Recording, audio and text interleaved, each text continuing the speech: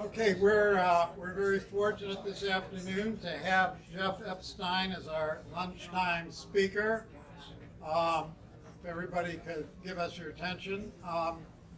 As many of you know, Mayor Bibb reimagined the traditional role of Cleveland cabinet members to allow for greater leadership and coordination of a number of tasks that had been separate. And Jeff is the Chief Integrated Development Officer for the city of Cleveland and heads up a number of functions, including those that relate to economic and community development, urban planning, and building and housing. Prior to serving in his current role, Jeff was a director of Midtown Cleveland, a community development organization that served the area between downtown and University Circle, and he was also the director of the Cleveland Health Tech Corridor. And Jeff also grew up a few doors away from us and was a friend of my son's. And you know you're really starting to feel your age when the people who are major leaders in the community like Jeff are friends of your children. Jeff will inform us of some of the exciting plans and developments for the future of the city of Cleveland in areas for which he's responsible. Jeff. Great to be here. It's an honor to be with this group. I enjoyed. I caught the end of the last panel and a lot of great folks who I respect tremendously. I'm going to kind of frame the talk today around a lot of the work that we're doing around the American Rescue Plan, which I think it has the potential to be incredibly transformative, not just for the city, but for the entire region. We really try to think strategically and holistically, and I think you'll start to see how these pieces fit together. And I think it was Greg who was talking about a new playbook and taking risks, and certainly what we'll talk about today are a lot of big swings. But I think the moment that we're in right now and dealing with all of the complicated issues you've been talking about all day are tied to that. So a couple of topics I'm going to hit on: sites, our comprehensive work around the southeast side and neighborhood revitalization there, waterfront connectivity, work around neighborhoods and downtown and mobility. We'll see how I talk fast, so hopefully we'll get through it all. But a lot of exciting stuff to go. So you may have read about this sites fund and kind of wanted to provide an overview. We talked a little bit about, you heard from Jacob in terms of the activity with Jobs Ohio and with Intel. We know that good jobs are the core underpinning of so many of the problems and issues in our community, and so critical. And we know also that nationally we've seen this growth over the last 15 years in traded sector jobs of 11%. Over that same time period, we've lost 5% of traded sector jobs within the city of Cleveland. That is impacting population loss, it is impacting blight, it is impacting poverty. And as we look at what's happened over the last number of years with Jobs Ohio, that's had a record run, their wins are all outside the city because we don't have the sites. We get emails and they're coming more frequently, and I'm getting 3 a week. We need, and you all probably get them too, many of you, we have an opportunity to bring 250 jobs for EV battery manufacturing. We need a site that's ready in 6 months. That's 20 acres. And we don't have them in the city of Cleveland. And so our residents are faced with a choice as we have all this industrial heritage. Do they move? Do they leave the city? And so there's a market gap, right? There's demand for these sites. 10 plus acres, ideally 50 to 100 or more, clean, ready to go. And we've got close to 30% of the land in the city of Cleveland is publicly owned, but it's fragmented, it's dirty, it's brownfield, there's utilities, there's streets, and even though there's market demand and there's land, the market is not stepping in to create these sites. Right? We have very few ready-to-go sites within the city of Cleveland that can fit this. And so the big swing here is to create a $100 million site readiness fund. We believe if you go on kind of the average job creation from TNEO for their leads, we could create 25,000 jobs and remediate 1,000 acres of vacant land within the city. And that starts to then have all sorts of multiplier effects. You're taking blighted buildings and vacant land and putting them back into productive use in neighborhoods. You know, our city developed where we had manufacturing jobs proximate to dense neighborhoods and people walk to work.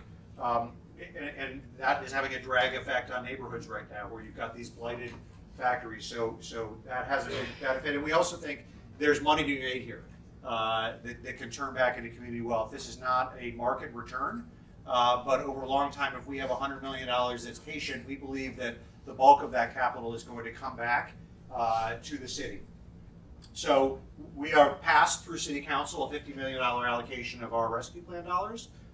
We are talking to the county about a similar level investment that would be countywide with a focus on the city. I've had conversation with Jobs Ohio and the governor's office, as well as philanthropy out matching this fund. We are partnered with the county land bank to do the work to kind of be our arms. We'll have a board that will work with them, but the idea is we will identify sites. We've already been working on this through the County Planning Commission and Team NEO have hired Allegro to kind of evaluate potential sites across the county. So we've got a roster of potential sites.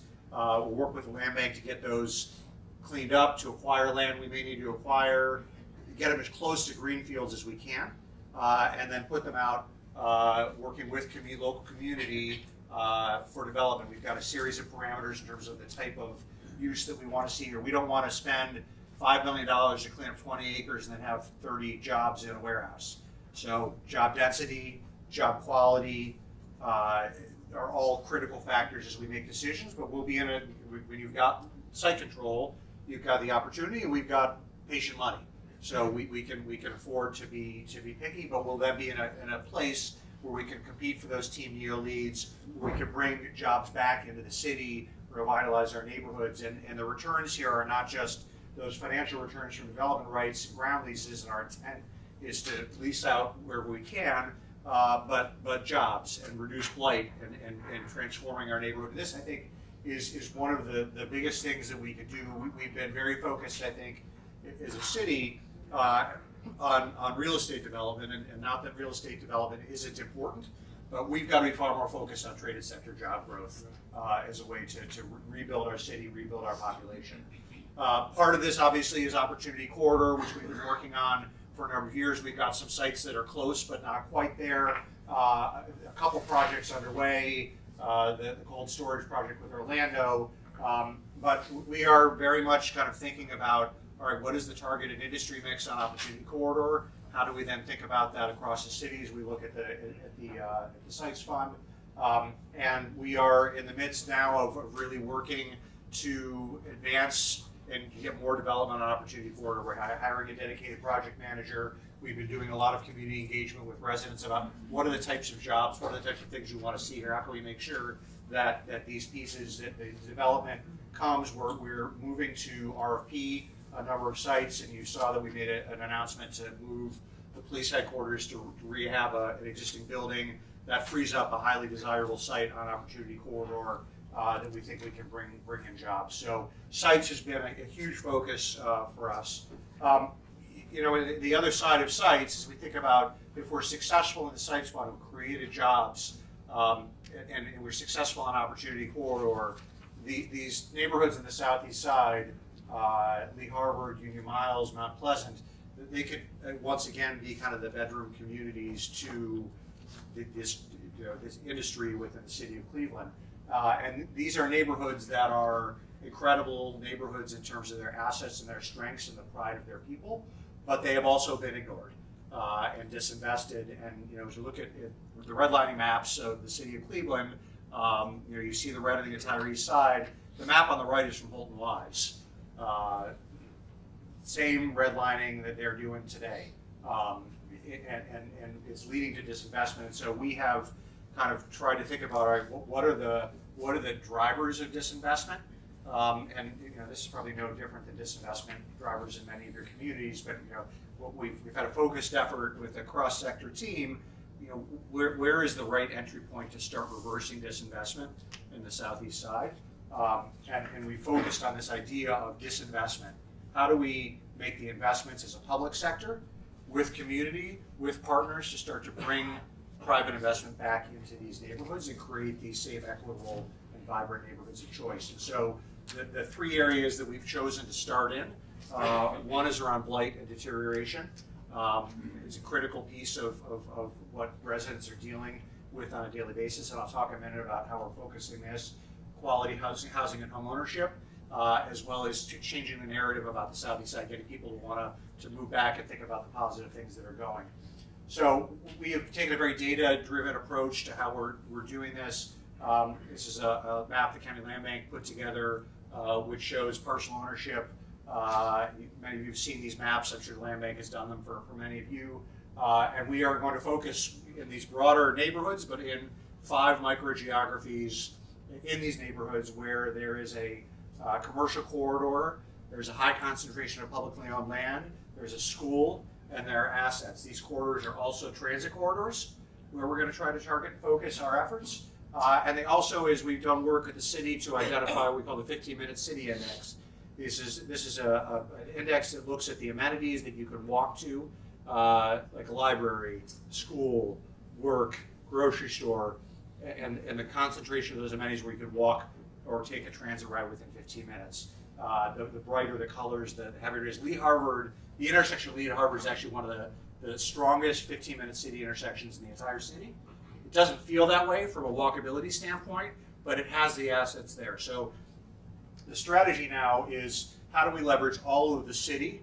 And so the mayor, we presented this to the cabinet, and the mayor said, what can every cabinet chief do in these geographies to help achieve these goals on the Southeast Side? So we are already starting. Public Works is going to do a huge surge of cleanup, hydrant repair, painting, curb repair, lighting repair.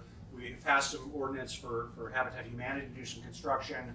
I'll talk about the ARPA investment that passed last night. We're doing planning on Lee Road to connect in with what Shaker, the planning that Shaker is doing on Lee Road, working at expediting land bank applications. We are hiring dedicated staff to focus in these larger geographies to really do work. And the pieces of rescue plan dollars that are going to go in here are threefold. One is a focus on commercial corridors, again in these 5 areas, where we're putting $5 million in, hoping to bring match funding in from philanthropy and financial institutions to help wet box spaces, to help do tenant build out, to provide public realm grants. You know, an example I've been citing, folks have been to Mount Pleasant Barbecue, one of the mayor's favorite spots, for them to put in an outdoor patio, put in signage, do storefront as an example. But we are going to work with our community partners to kind of get this money out the door quickly and hopefully have an impact in these corridors. I have this one too. So, as I said, grants, recoverable grants and loans focused in these geographies. The second piece we're doing is around catalytic redevelopment. We have a number of vacant school sites that we've been working with the school district to repurpose. We are going to work to put those out for RFP, have some development incentives that are tied to those RFPs so that we can get cranes in the sky in the Southeast. Councilman Jones, who represents Lee Harvard, was talking to council yesterday. There had been no housing development in Lee Harvard since 2004. So we're going to put this $5 million to work to try to incentivize and bring private development to the table and focus it within these corridors, incentives for transformational outcomes where there are wealth creation opportunities, cost incentives for developers, and doing the pre-development work to get these ready.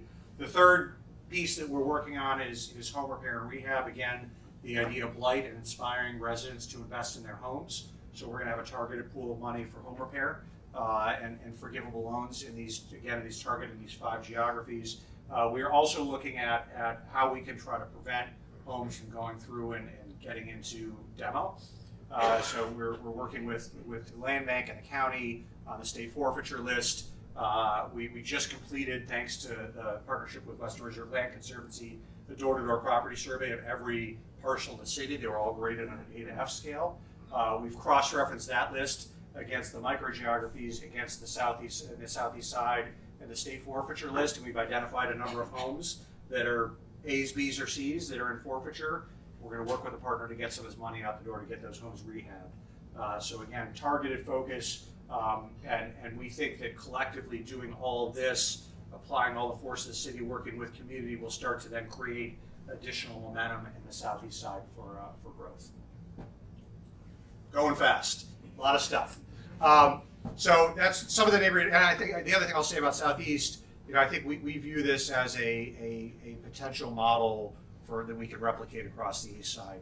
We know if we continue to spread money like peanut butter across the city and not focus it, it won't have the impact we need. We want to take what we learn here on the southeast side and take it to St. Clair and take it to Glenville, but we are going to have all of government focus on the southeast in these corridors, and we welcome partners on that. I think waterfronts is another critical thing. It came up a little bit earlier in the conversation, and the mayor's vision is, if we are going to make restore Cleveland to its glory, we need to stop turning our back on the lake, and not just downtown, but across the entirety of the city, and create access and create the kind of neighborhoods that people want to live in, because we have this incredibly unique access. So we put together a $20 million rescue plan fund for waterfront activation, focused on 9 projects. I'll run through them quickly, but from Euclid Creek on downtown, with the goal of really kick-starting. In some cases it's planning dollars, in some cases it's implementation. Here's one that we've been working on with the county, this Euclid Beach Trail Connector, critical piece building on the great work that Euclid has done, and opening up waterfront access. Same thing, Euclid Creek Greenway, connecting the Metro Parks to the lake, and working with the county and Metro Parks on this project. We put some money into Cheers. One of the critical pieces of this project, from the community standpoint, is a fishing pier. And so the city has put forth $1.5 million. This just passed last night, to have that early phase funded so the residents can use this. We're really excited about Cheers. Irishtown Bend, we finally got the lawsuit settled. We'll open up this world-class park that is directly adjacent to public housing residents in the neighborhood, that builds on the momentum of Ohio City, opens up our riverfront for more people to use. And then the downtown projects around the North Coast Connector that we're working on. This is the idea of a land bridge to connect downtown to the lakefront. We've been working on a $5 million study from ODOT to look at both a land bridge connector from the malls to the lake, as well as a potential reconfiguration of the shoreway to make connectivity for pedestrians and cyclists, and enable it, open up more land for development down at the lake. So we put some additional money into this. We've also engaged James Corner Field Operations as a master planner for the lakefront, working for the city and designing what we're really excited about in terms of seeing more public access, equitable access to the lake. We put some money towards some short-term installations that will come out. That plan and the North Coast Connector study will both be completed at the end of the year. And I think, I saw some very early designs the other day. Sorry, Steve, they're not ready yet, but they're early.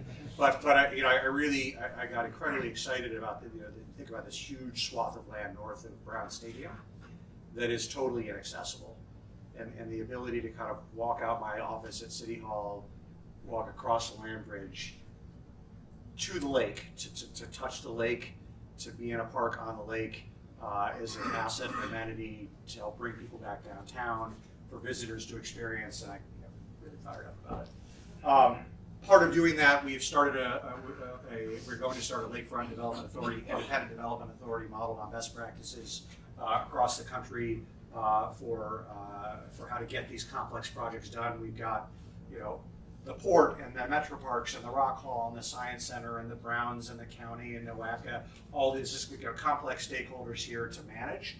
And I think, as I've had conversations with Steve and others, we've been studying the lakefront and connecting the lakefront for 100 years. Why is this different now? We have alignment between the mayor and the county exec. We are creating this independent, single-purpose entity. We have a massive ability to access federal dollars. We're going to do it this time. I really believe it, and everything is moving in that direction. Also working closely with Bedrock on their plans for the riverfront at Tower City. again, their plan is around opening up riverfront access. Think about when you walk out behind Tower City and you can see the river, but you can't get to the river. And start to think about this collection of these waterfront spaces that are accessible, and that ability of just to attract people who want to attract industry and to attract business. And so we put some early funding in for Bedrock as well. How am I doing on time? All right, I'm gonna zoom through the last couple here. We'll take some questions. So, also working on a variety of funds for neighborhood stabilization, similar to the southeast side, but citywide. Money for small rehabbers to access to rehab homes across the city. Gap financing. This is an incredible need right now. We need more affordable. We need more housing of all types in the city. We need more affordable housing, particularly. We put this RFP out for $35 million.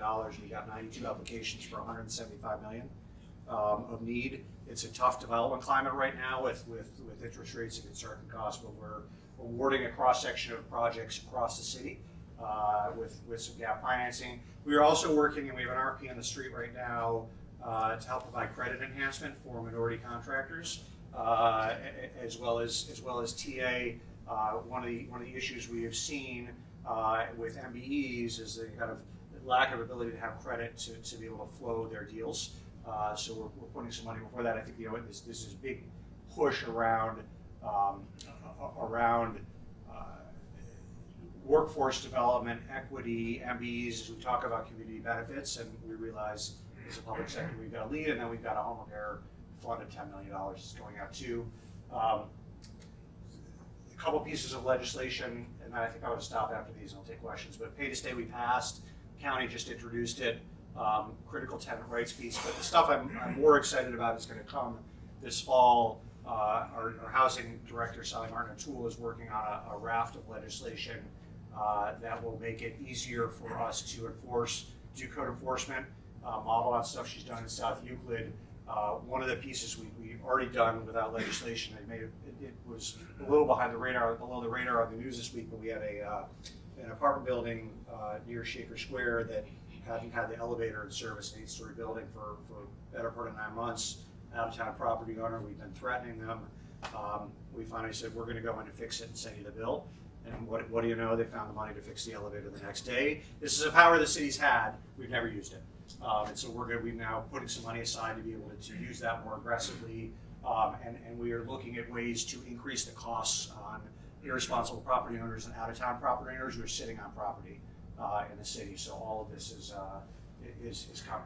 So I'll stop there and happy to take questions. But this, a little bit of what we're working on. We're excited about it, and I think it fits well with a lot of what you all have been talking about. Yeah. I'm just curious about the lakefront again. I know that there's work being done, but can you just share a little bit more about maybe possible timelines where we will clearly see a change? Yeah. So we will have the plans for the North Coast Connector signed off by ODOT, approved by year end. We then, with the money we passed and some prior earmark money, we got money to take those to 30% design. And I just came from a meeting this morning with GCP and the county and NOAC and others. We're working on lining up then federal grant applications for the following year.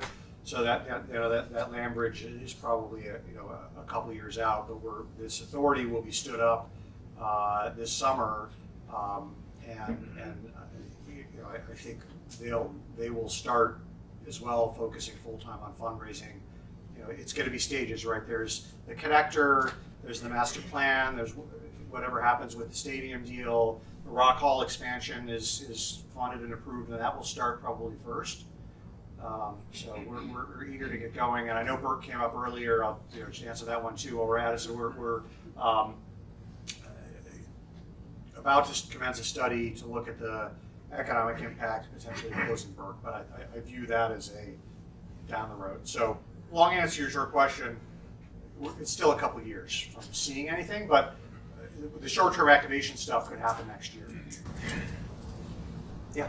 Hey Jeff, if you work with connected to manufacturing works in terms of smaller employer site location? Are they part of that team as well? Yeah, we talk to them all the time, you know, when they, you know, they do visits on our behalf to small manufacturers across the city. So yeah, we will work closely with them, with Team Neo, with Magnet, with everybody else on that. Yeah.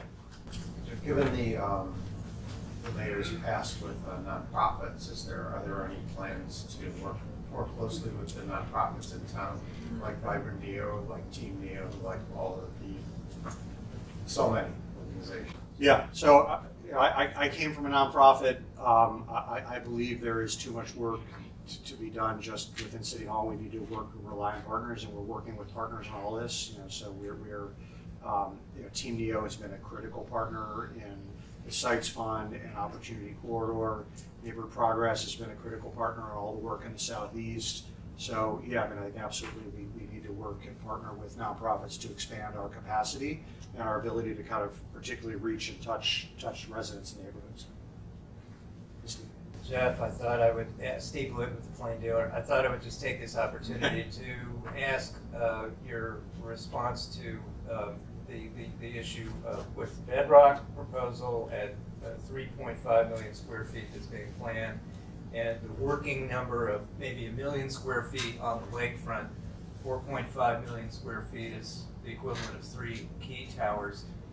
Is there demand? Are you thinking that that space can be filled in some kind of reasonable time frame? So you have a couple.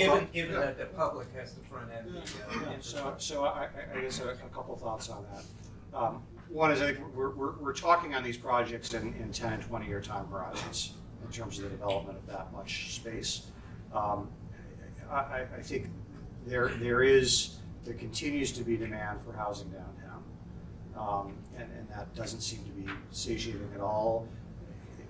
Particularly, I think we'll see even more, and we're seeing it in Ohio City, where you have access to the water and you have amenities like bike trails. People want to be there.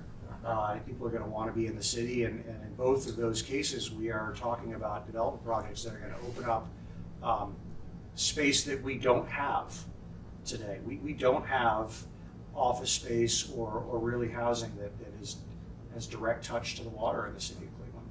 Very little. So I think that the mix will remain to be seen. I think we're still, obviously dealing with the fallout of COVID in terms of the impact on office space and office needs in the city. But I do think this is going to be a scenario where we'll build it at the right pace, but over time, because of the amenity and the proximity to water, it will fill.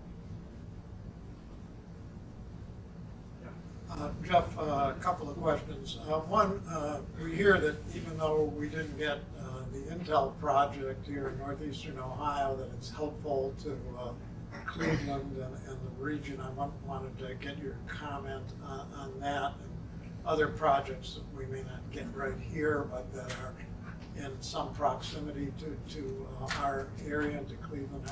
Are those helpful?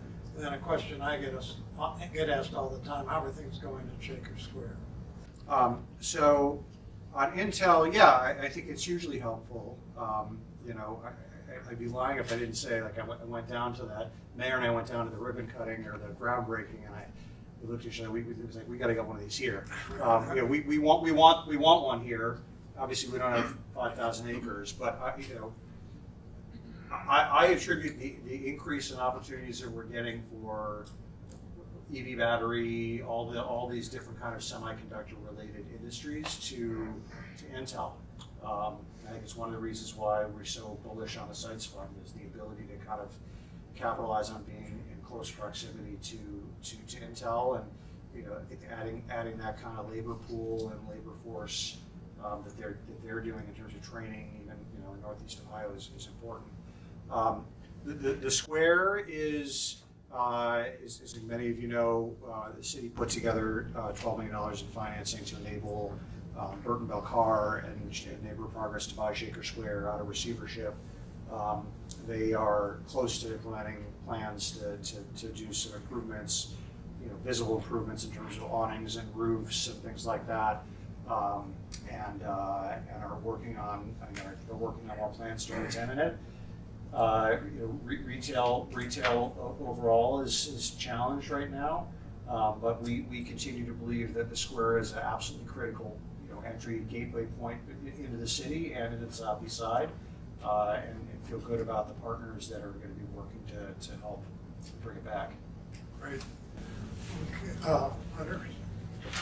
What are the city's thoughts on intercity rail and also the relocation of Greyhound? How do we connect Cleveland back to its historic center? Yeah, so I think we collectively would love to see more intercity rail. We've been talking to Greyhound as part of the North Coast Connector project about incorporating and potentially incorporating a new station into what we're doing, and we're on the Amtrak expansion list.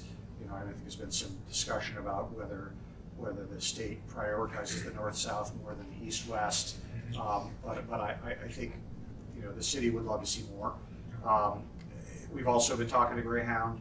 I think there was a blog post about this, which was not true a couple weeks ago. I mean, the building was sold. They want to stay in the city. We're working closely with them to find an appropriate space for them to stay in the city. We think that's a critical piece of mobility. I think a lot of what we're doing, I didn't get to my TOD slides, sorry, Jeff. Is what kind of additional development incentive can we put towards TOD, whether it's intercity rail, intercity bus, or RTA. I think that's a critical piece of this kind of 15-minute city framework that the mayor's working around density and increased mobility options.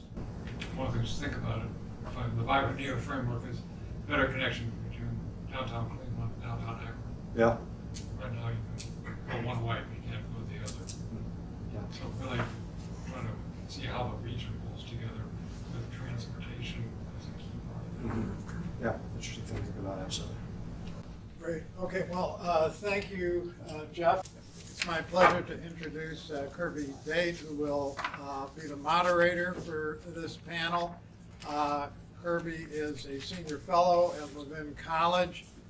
She's the principal of KM Date Community Planning, which is an organization that specializes in helping urban neighborhoods and small communities to develop and implement revitalization strategies for Main Street, retail, housing, and business activities. She's been a longtime member of the professional staff at the Levin School of Urban Affairs, and Kirby will introduce the other panelists. Thank you, Kirby. Thank you, Earl. Good afternoon. I'm really happy to be doing this panel and helping to moderate it, because I think local government is really where the rubber hits the road. Local government has so much control over a lot of the issues we've been talking about. I know transportation is a regional issue, but when it comes to deciding what is going to go where, which is one of the most important factors here, how dense something's development is going to be, that often falls to local government. Infrastructure, the maintenance of roads, whether we fix it first, whether we add new, and of course managing the whole thing fiscally, given the big changes in the fiscal status related to the state monies and so on over the last how many years. So I'm really excited to be able to introduce you three mayors of local governments here in Northeast Ohio, and we're going to hopefully have a lively discussion about their role in all of this, and hopefully get some of you to talk about what your communities are doing as well. Let's see what we're going to do. Each of them is going to take just 10 minutes to show us some of the examples. If you remember the 4 principles of Vibrant Neo, what are they? I bet you can all recite them at this point. Strengthening established communities, increasing transportation choice, preserving and conserving natural resources, and then promoting collaboration. So they're each going to address projects that their communities have been working on that implement these ideas, and then we'll talk a little bit about going into the future. So first up, we have Mayor Kirsten Holzheimer-Gale with the City of Euclid. She's the 14th. By the way, apologies. I took all of your bios and took them way down. So if something's missing that's important, maybe you can mention it yourself. Mayor Gale is the 14th mayor of the City of Euclid. She's a lifelong resident of Euclid with a lengthy history of involvement in neighborhood and community organizations, civic planning processes, school and recreational activities. She served as a ward councilwoman from 1997 to 2007 and city council president from 2008 to 2015. Prior to that, she served as a faculty field advisor at the Mandel School of Applied Social Science at Case Western and executive director of Euclid Community Concerns. She also is a member of NOACA, Mayors and Managers Association, the Chagrin Valley Dispatch Council of Governments, First Suburbs Consortium, the Ohio Mayors Alliance, and several other organizations. I think by the time you get to be a mayor, you have quite a list of accomplishments. Next, we'll have Mayor Blackwell, and I'm just giving you, this is the order we have the PowerPoint, so you can just go 1, 2, 3. Mayor Annette Blackwell is mayor of Maple Heights, bringing a successful background in business to her work as mayor. Previous employers include KeyBank, University Hospitals of Cleveland, Deloitte, and Ryan International Tax Services. She's very active in the committee and has served on many boards and committees, including the Black Women's Political Action Committee, Cuyahoga County Citizens Advisory Council on Equity, the Cuyahoga County Community College Council for Community Access, Cuyahoga County Council's Community Reinvestment Subcommittee, the Executive Committee of the Cuyahoga County Democratic Party, and the First Ring School Superintendents and Mayors Collaborative. She's also been involved in the Global Cleveland Policy Committee, the NOACA Board, and the Ohio Municipal League Executive Committee. And there are more, but I'll shorten for the sake of brevity here. Mayor Jack Bradley is the mayor of the city of Lorain and is a husband, father, veteran, business owner, and attorney with 43 years of legal experience and service to Lorain. He also taught 4th grade at Emerson Elementary School for 5 years while attending law school at night. He spent nearly 20 years working with teens and leading youth retreats while supporting high school students and young adults to believe in themselves and lead successful lives. He was born in Lorain and has lived here his entire life, and most recently was an honored speaker at the plenary session of the 2022 U.S. EPA National Brownfields Conference in Oklahoma City, and was also a participant in Communities in Action Building a Better Ohio at the White House. So with that, welcome all three of you. Mayor Gale, why don't you go first? Thank you, Kirby, and thank you everyone for sticking around for the end. I think we will all share a few examples of what our communities are doing to address these principles. And so I will start with strengthening established communities. And the way that we look at this in Euclid is there's two different ways, from the business development side, but also from the housing development side. And so Euclid was the place to be in the 60s and 70s. We were full of industry, manufacturing, housing, new schools. Our population hit 70,000. And then we were on the losing side of sprawl, and people left. Some of the jobs left, some of the manufacturing left.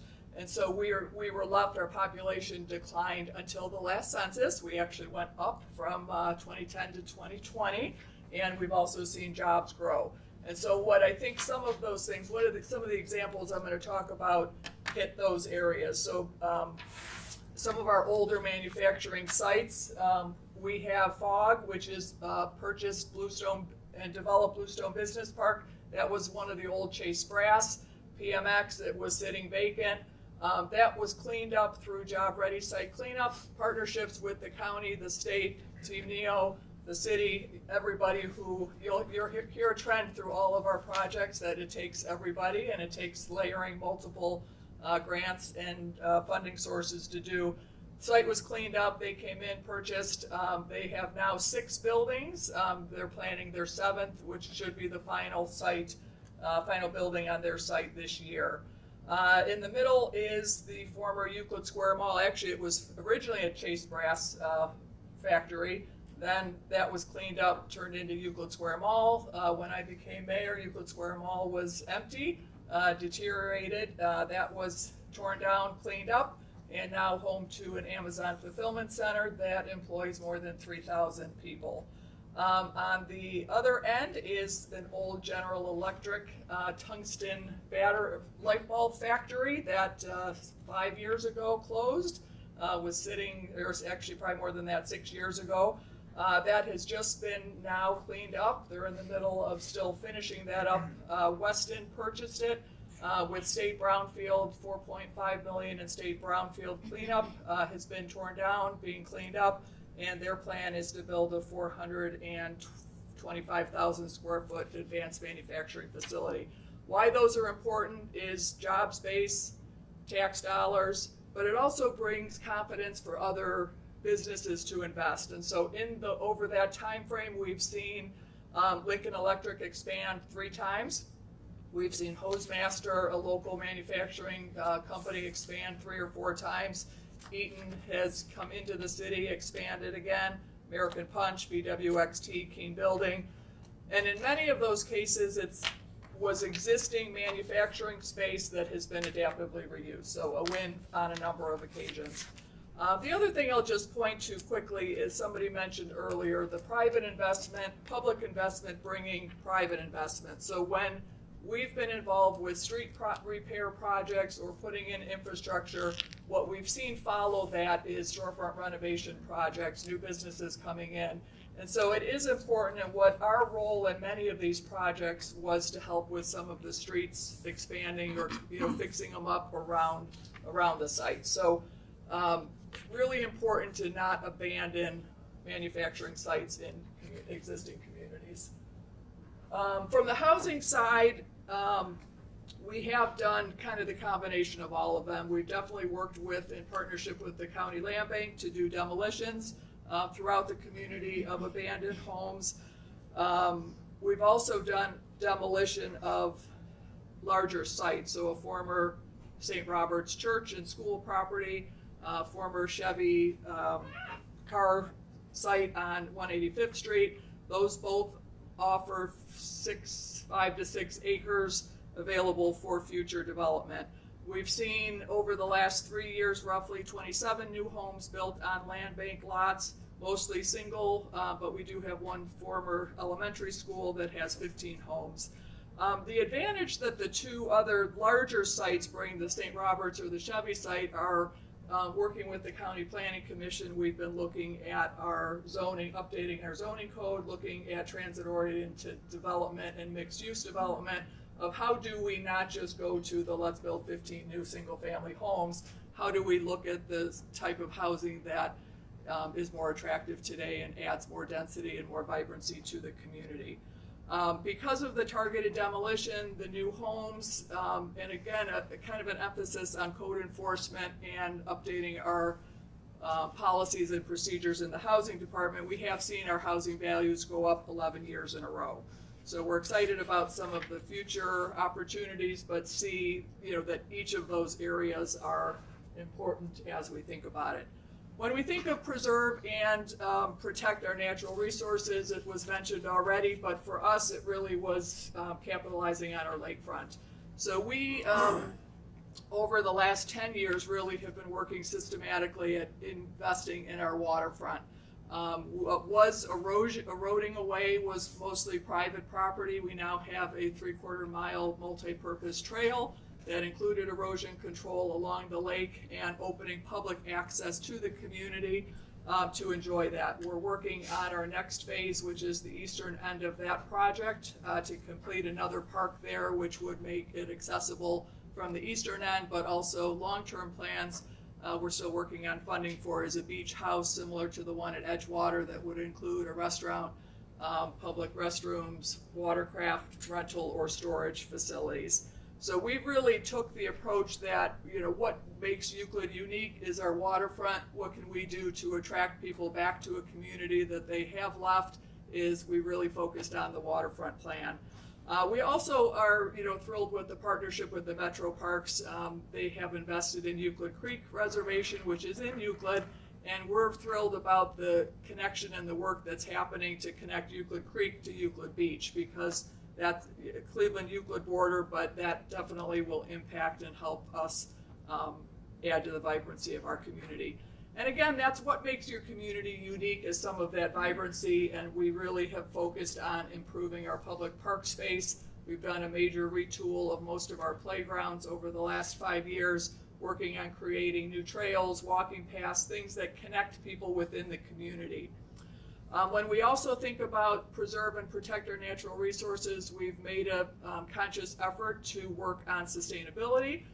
So several years ago, we joined Power Clean Future, made the commitment to reduce our carbon emissions, have done a sustainability plan, which has provided us recommendations for things to do to how can we, make sure we're looking at sustainability in the long term. Some of the easy ones are energy efficiency upgrades, clean water initiatives of our wastewater treatment plant, planting trees, working with local businesses on solar arrays, things like that. But understanding that our long-term making our community sustainable, we have to work on that. The other piece, I don't know if I have a slide, so I combine the last two, increasing transportation choice and promoting collaboration and efficiency. Transportation choice, as a first ring suburb, we have bus routes, but we're working very hard to make Euclid bikeable, walkable. Again, as I mentioned, adding paths, adding different connections. How do we connect our assets throughout the community? We are working with the County Planning Commission on developing a citywide active transportation plan, which most people don't know what that means. So we're now calling it what it is, a citywide pedestrian and bicycle safety action plan. So we're in the midst of that right now. We've tried some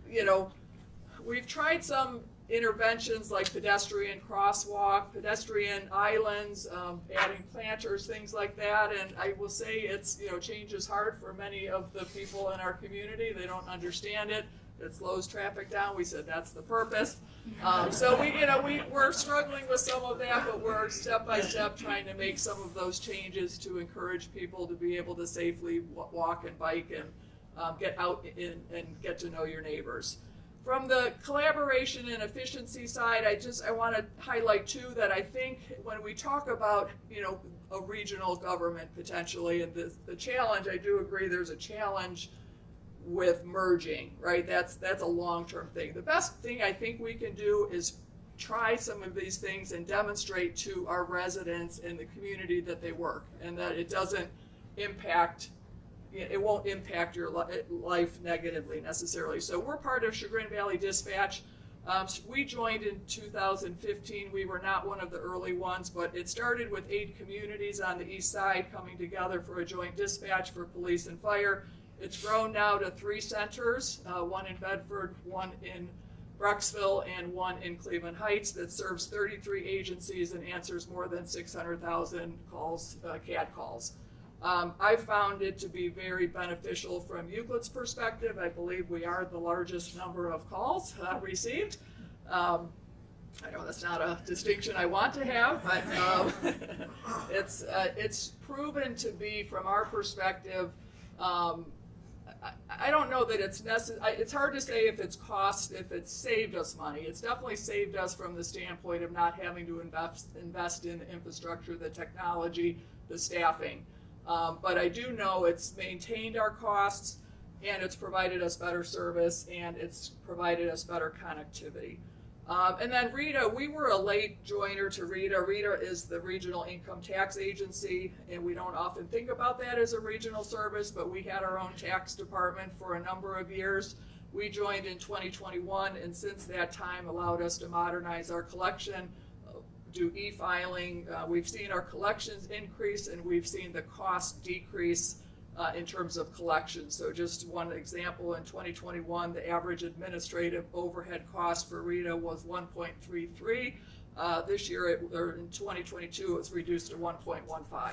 to actually reduce their overhead cost, which is the cost we pay to be part of the system. So, and then of course, we're part of many regional safety initiatives, regional planning efforts, recreational opportunities. So there are some small examples of sharing of resources, sharing of programs and services. And I think that's probably when we think of long-term, how do we get to the point? Those are some of the things. I think you can demonstrate those successes and build from that. I think it's important for Maple Heights because we're a city that had so many challenges.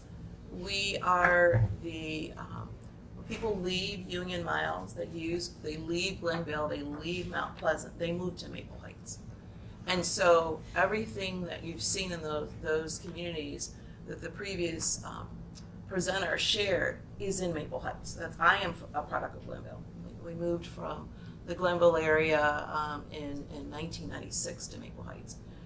Or they're from the South. These were the black people like myself. We moved here when I was a 2-year-old from Selma, Alabama. A lot of you know where Selma is now because of the movie, but nobody knew where it was many years ago when I say I was there. But we came here, I came here as a 2-year-old. They settled in those areas. And then with upward mobility, my dad got a job at the Ford Motor Company in Walton Hills. We moved to Maple Heights. That changes zip codes. But all of those issues are in Maple Heights. So it's important for me to give you the context. What is Maple Heights? So we celebrate our centennial 100 years in 2015, incorporated in 1915. We were originally a part of Bedford Township. Why it changed, I'm not sure. If you see the housing and the ethnic groups, this was an Italian city, Polish and Slovenian. So a lot of people lived in this area post World War II growth, but we're very close to several highway systems, 482, 71, 77. The homes there, bungalows, you talk about workforce housing. This is workforce housing. 1952, you're talking 2 bedrooms at the bottom, something upstairs, 1 bedroom, and it's 2 Maple Heights. There's the east side and the west side. East side being closest to Morris of Center Road in Northville. Those lot sizes are about 45 by 120. You come to the west side, people don't know. We back up to the village of Walton Hills, Valley View, Bedford, and Bedford Heights. And those lot sizes are about 65, 140. And there's that segregation. When I moved to Maple Heights in 1996, I was never shown, 1997, I was never shown the west side. I live on the west side now because that's where the whites live and that's where the blacks live. That's where the green space is and the trees and all of those things. It's important to understand that. The homes over there, my home now, the first home I lived in was built in 1957. My home now that I live in now was built in 1984. So this is a mostly built out and platted land city. We have about 24,000 residents and 5 less than 6 square miles. We have attainable housing options for new home buyers, which retain value. The developer that helped develop Euclid came to Maple Heights and built our first 2 new homes, something that hadn't been done in probably 20 years. Right now, I sit here very happy to tell you we've got about 12 new homes going up. When I started in 2016, the median home value was $37,100. Right now, it's about $119,000. The last home sales, I think Joe had sold for $283,000. How much was it? $268. And the one that's up for sale now, that's just built on Rockside Road, is going for $283. That's what's happened in Maple Heights. But I have a double-digit poverty rate. Over 20% of people in Maple Heights are poor, and 1/3 of my households are single female-headed household with 3 children. We're in a great location. We're 9 miles from downtown and University Circle. We can get anywhere. We're also very close to Cuyahoga Valley National Park. We're close to Brandywine. We're close to Akron. Somebody mentioned Akron. My husband works at SUMA, so he literally comes down Northville Road and takes 8 all the way and gets off at Perkins and goes to work. Let's see if I can navigate this without Joe. Joe's my planning development director who helps me with everything. Talking about strengthening our community, this is one of those new homes. So we have the Broadway Avenue. Looks like a ghost town. The tumbleweeds just might as well just roll down the middle of Broadway. It is a central business district now. And I think that's very important. We're looking at single family zoning updates. The updates in our zoning code was probably 100 years old. It just was not something that you can easily attract new businesses. Before Joe came and a previous economic development director, it was me. We were a city that was $3 million in debt. Because we're in fiscal emergency, I was not in a position to hire anyone. So I was my own economic development director. And I don't do the fancy stuff that I didn't do the fancy stuff the very talented economic development directors do and planning and development. What did I do? I think this is important to share with you. I've been a member, I came into the mayor's office in 2016. We were a member of the Regional Income Tax Agency already.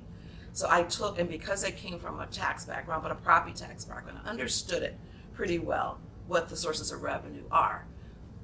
And so I knew it was income tax, property tax, although the bulk of that goes to schools and the library and all of those services. I understand the distribution of tax and the local government fund, which already had changed. And so I took that list and I identified my top 25 employers. And I literally knocked on all their doors and said, I am the new mayor. Please tell me if you're planning on going, if you're staying, and if you are planning, like, what can I do? And I got feedback. They wanted the street lights. They wanted to make sure that the service department got their aprons of their driveways cleared so that their employees could get to work. They were very pleased with the police and fire services. They wanted a responsive city hall. And then I would go to their annual picnics. I would send them news. I started a newsletter. I made sure they felt connected and they knew what was going on. I was selling the city. I became a salesperson. So I wasn't so much of an economic development director as a salesperson and a cheerleader. That was super important to let them know, just hang with me, just stay here. And they're seeing that ROI right now. We're collaborating with the Greater Cleveland Regional Transit Authority, BRT and Transit-Oriented Development Studies, Southgate Transit Center. I was very happy with my colleague, Mayor Krause Solon, with the Senator, I'm gonna get his name right, is it Dolan? Matt Dolan. Senator Matt Dolan, as they did a ribbon cutting. We have a transit center where we address that last mile. As a member of the NOACA board, we've been talking about this last mile thing probably for the last 4 years that I've been on the board. So you can get to Southgate if you're coming from Woodland, all those areas that we saw on the screen that they're targeting in the Cleveland area. But how do you, when you get to Solon, they drop you off at the Solon Common Center. You got to walk down Cochrane. In inclement weather, I mean, there are no sidewalks, very dangerous. So how do you get to that last mile? Well, Mayor Krause and our senator and the Greater Cleveland Regional Transit Board have taken care of that. There's a van service. If you get to Southgate, they'll get you to those employers in Solon. So we've done those things. I guess you could say a little bit of regionalization, but definitely collaboration for sure. And so with Joe joining me almost a year ago, system approach to infill housing, we were compared in the Wall Street Journal, or was it the New York Times? Don't quote me. It was either New York Times, I want to say New York Times, to Ferguson, Missouri, because of our racial makeup. Predominantly white police force, which is still the case, and now we're almost 72% African American. And so we were, and then we had the biggest, we lost over 33% in the reappraisal year. I think it was 2011. Most people were underwater. They owed more than their home was worth. And so a lot of things, and so there was all of this demolition money, and a bunch of things were torn down. So we had these beautiful streets with all of this missing teeth.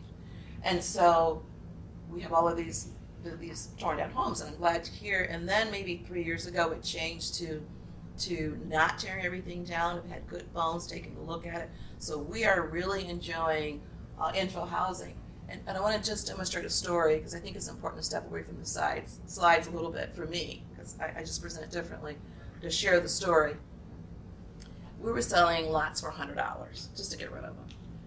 And then all of a sudden, we had the developer that Euclid was working with that came to Maple Heights. And just the things were changing. We got a fiscal emergency, which was a 5-year recovery. We did it in 4 years. We changed our story. I became the public relations person, putting lapel pins and just branding everything. There is a retractable banner when I talk. I started doing a State of the City address. I just had to tell our story, which is why this first slide was so important. Because people think of Maple Heights, and you've heard me say this, and I say it all the time because it drives it home. There were 3 things about Maple Heights. We were too dirty, it was too dark, and we were too dangerous. That's what you'd hear. And I had to address the too dirty, too dark, and too dangerous. But now, because of what we've done and with the talent that I've been able to add to my team, I can't do it all. Great minds. we're selling so many lots. I said, stop, Joe, don't sell another lot for $100 because it's depleting. We sell it for market value now. I think Joe sent me a report. We've made over $640,000 in land sales. We're no longer selling for $100.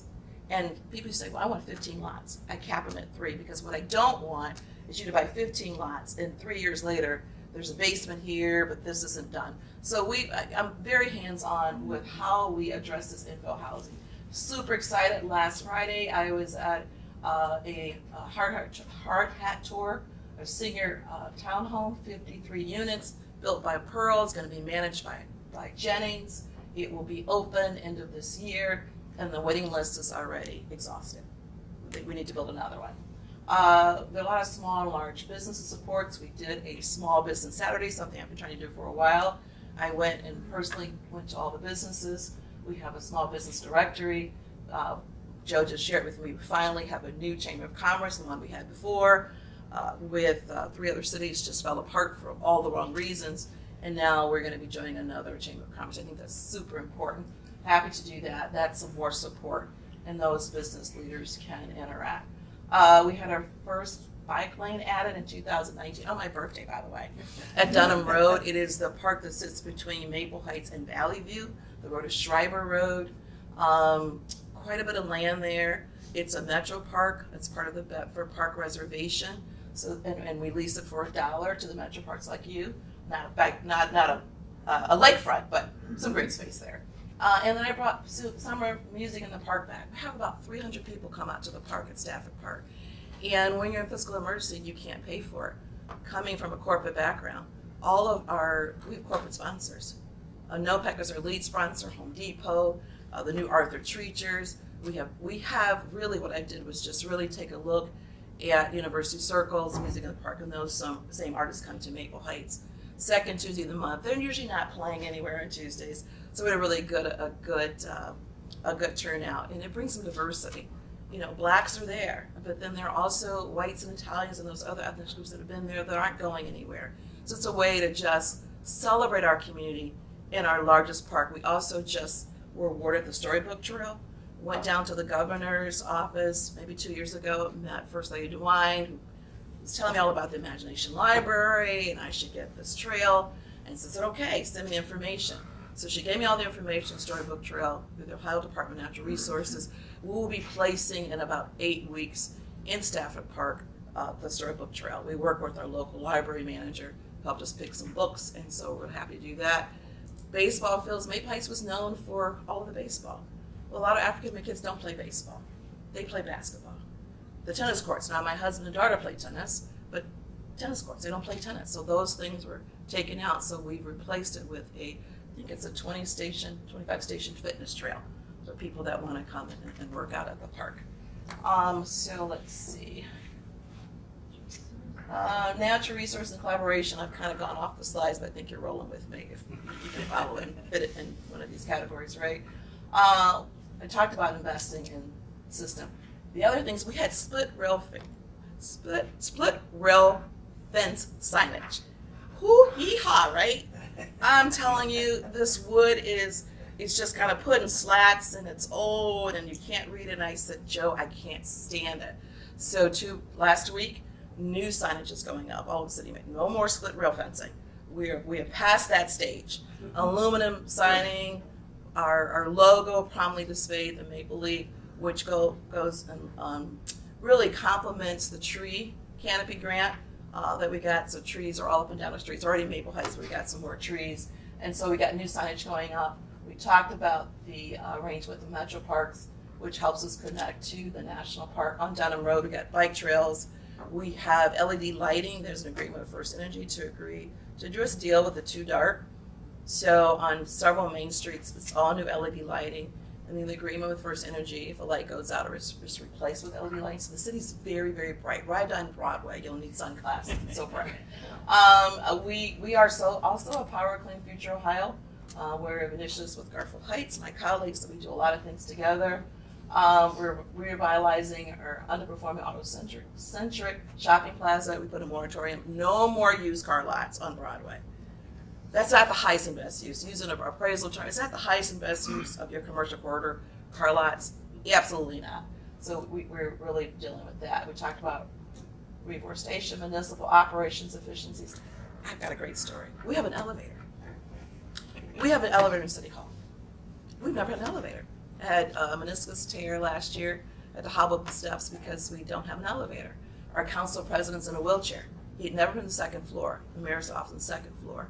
Took us about 2 years because of contractor delays, but we cut the ribbon to an elevator a couple months ago. I can take an elevator up to my office now. We've got signage. We've got new landscaping because I can't afford to tear down this place. There's a window air conditioner. I worked at Key Tower. Now I've got a window air conditioner that I'm trying sticking paper in to keep stuff from coming through. So you just you fix what you have. But the one thing I'm happy about is that elevator, and it says to those visiting City Hall that and our bathrooms are ADA accessible. That wasn't even done. Things just weren't done, and part of it is because the city was changing, the administration was changing, the residents was changing, and hope had left. Hope had left, so people just stopped doing anything at all. That elevator have a lighted sign that's huge. It's the city of Maple Heights. Says that we're back, and it lights up every night behind those great letters on front of the city building. That's pretty much the short of it. So I will just end this with saying collaboration has been key. We were one of the last cities to join Chagrin Valley District Center. And to be honest with you, they weren't sure that we could afford to pay the bill. But I went for it anyway. And I lobbied and said, I brought in financial statements. I showed them new businesses that were moving in. And I said, we belong here. We were originally with and Mayor Kraus, who was the regional, helped me, fight for me. We were originally at the Southeast, which was the first attempt. It was Garfield Heights, Maple Heights, Bedford, and Bedford Heights. Well, things just weren't working. Sometimes it just doesn't work. And those personalities did not work. So everybody took their choice and went home. And I'm like, now what do I do? I'm a city in fiscal emergency. I've got benefits. I've got to have dispatchers. And so I said, I don't have a choice. I need to get into this regional center. There was a mayor in Moreland Hills who was in the position that Mayor Gale's in. She says, just come and make a presentation. I wasn't even out of the parking lot. And you, Mayor Holbert, and several mayors said, you've got to let her in. So it saved a significant amount of money in doing that. Rita, we just got our retainer refund. Being a part of Rita, $101,000 came back to us in a retainer refund for Rita. They do it better. They do it well. That is the efficiencies that we're talking about. So collaboration works in some areas, and I think we just have to embrace it, depending on what your story is and where you are. All of these cities are very different, so I think they picked it well. But Maple Heights had a story to tell you. We were a city that was written off. And they said, where are we going to put them? Well, we saved ourselves, and we fought back. And I can tell you right now, for a general fund balance that was almost $3 million in the red, we're almost $10 million to the positive. So, if you haven't noticed, if you give a mayor 10 minutes, we usually take 20 minutes to a half hour. Hope it wasn't 20 minutes. So please, no hooks. Started late. We'd like to have some conversation. And the other thing is if you ask mayors to talk, you're going to find out that we love our cities. And I think that's been demonstrated by the two mayors that have preceded me in talking. We all love our cities. And we have the script Lorraine behind me. And when I first took office, and I'd never been in politics before, and when I first took office, a couple came into my office and said, hey, let me show you this drawing. We want to have a script in the city of Lorraine. And I said, well, that sounds great to me. And could we put it in the park across the street from City Hall, which kind of sits on the Black River? And I said, yeah, I think that's a great spot. And I didn't know that you're supposed to get permission, go to council and all this stuff. So the next thing I know, a couple came in and said, hey, we're going to put $25,000 towards the project. And our city workers said, we'll do the concrete. And the Lorraine Town Growth said, we'll take care of the property and take care of the landscaping. And we had a great fabricator who came in and did the fabrication. And so last year, we actually got the script Lorraine up, and it's become iconic already in the city of Lorraine. And everyone who graduates, everyone who comes back for a class reunion, People are there all the time. So then we had a lady who owned a flower shop. Her name was Marie Bonaminio, but she was very, very engaged in the community. And so I called her son up, who lives near Cincinnati. He owns a supermarket called Jungle Jim's. And it got its name because he would dress up as a gorilla, and that would attract people into a supermarket. The guy's now a multimillionaire. So hey, I said, Jim, I said, how about if we put a pollinator garden next to the iconic Lorraine sign? And he says, yeah, that's a great idea. So we put a pollinator garden in there, and then he put a couple swings in and a bench. And so now we've got this great park that sits across the street from our Lorraine City Hall. And we copied Cleveland, but I don't care. Cleveland had a good idea, and it's working in the city of Lorraine also. So we got together with our Metropolitan Housing Authority, and we applied for a Choice Neighborhood Planning Grant. And so we put it all together. And then when I went to Washington, D.C. in September, I was lucky that Secretary Marcia Fudge talked to the group of mayors from Ohio.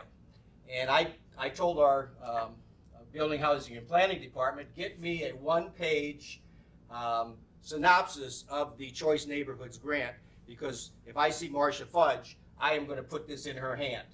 So after she got done speaking, I went up to her and I said, gee, that was a great talk, you know, and really enjoyed what she had to say. And here's this Choice Neighborhood grants that we've applied for.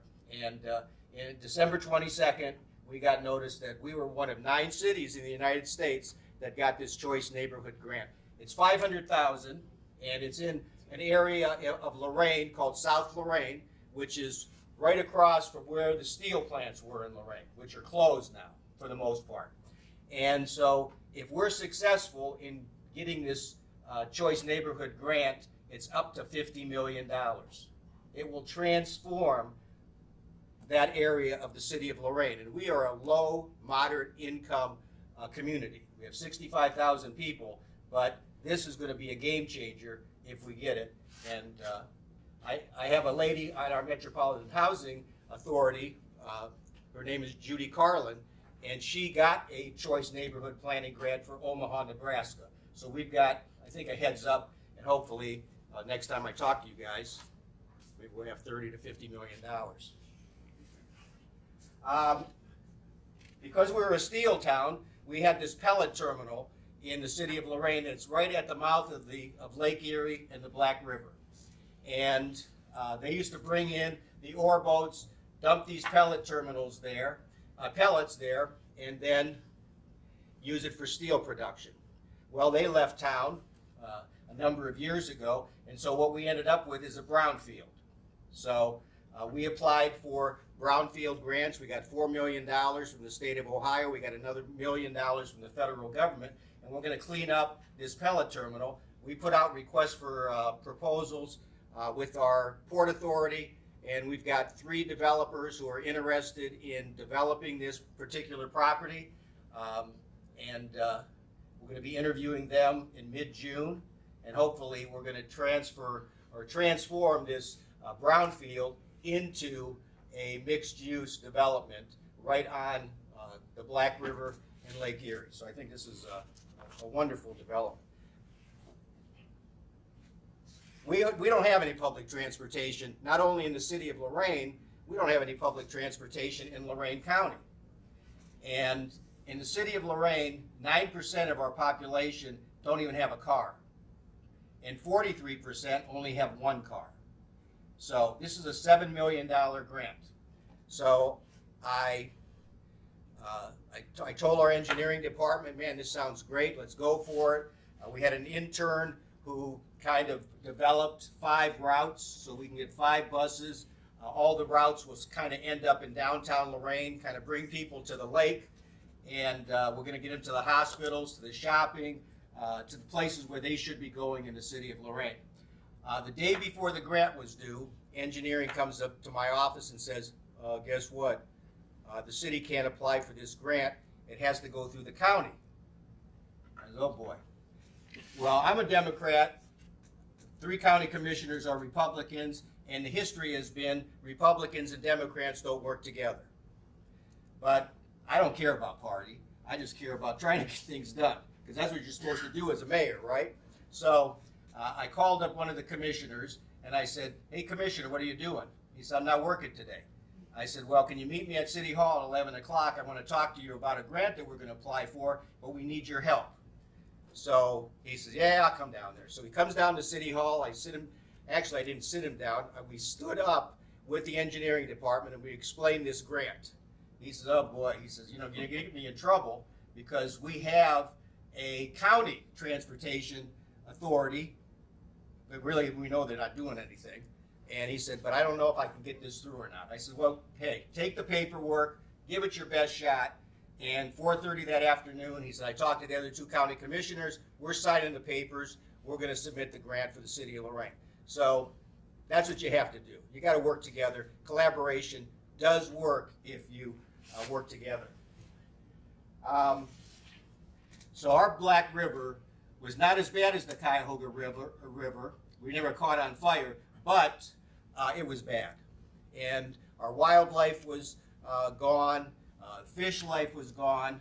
And so we put in for grants. This is before me, because it was an area concern. And so we got between $30 and $40 million to clean up the Black River. Well, now the dredge material, which can't be put out into the lake anymore, has to be put somewhere. Well, we found out that this dredge material that we now get out of the Black River is like top grade topsoil. So we put in for a grant to see if we could process this dredge material. So we did an experiment, and it worked out real well. It's like a big coffee filter where you take the dredge material, the water goes out, and you got this clean topsoil. So we were successful with our experiment, and so we put in for a $15 million grant. The state of Ohio gave us $15 million to build the first geopool in the United States, where we're going to be producing this top-grade topsoil, selling it, and paying for the cost of the operation, and possibly even getting some profit from this dredge material that before was either being dumped into Lake Erie or put into landfill somewhere. So again, I think a good project for the city of Lorraine. We've been having flooding in the city of Lorraine for like the last 30 years. And it's usually all the people that are along this stream called Martin's Run that runs into Lake Erie. And every time we got one of these 100-year rains that we get like 3 times a summer, everybody would flood.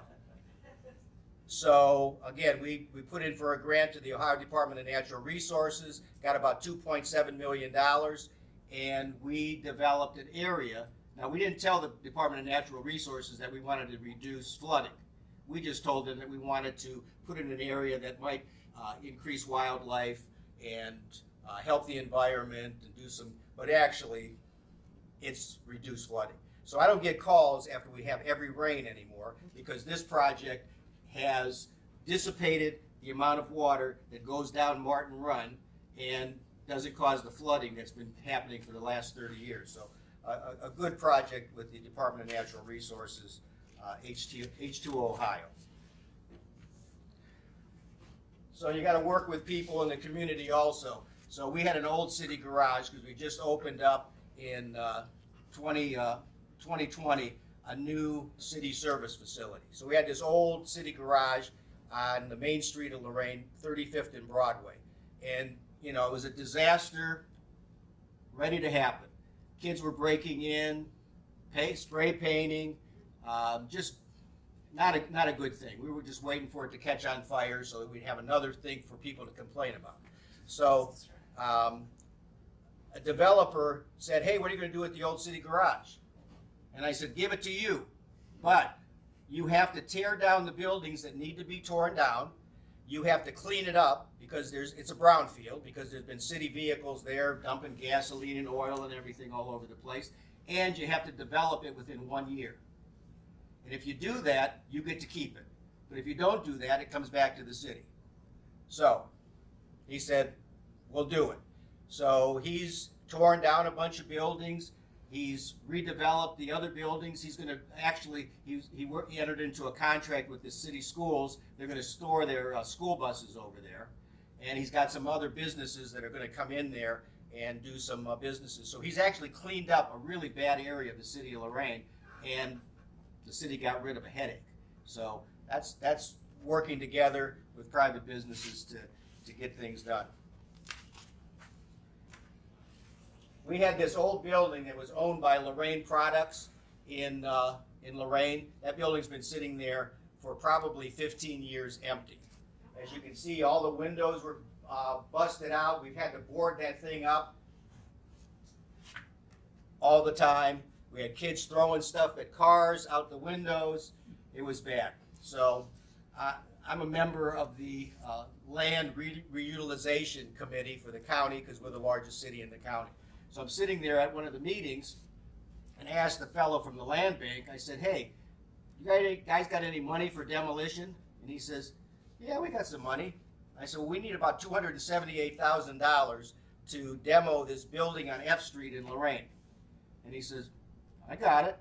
So I looked at the three commissioners and the county treasurer and I said, hey, would you guys give me the money? And one of the commissioners says, I never knew anything about this. I said, neither did I. It just popped into my head right now.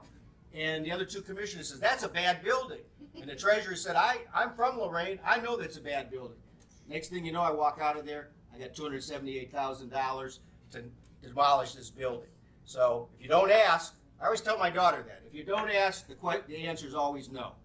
If you ask, you got 50-50 chance. So we got that building down.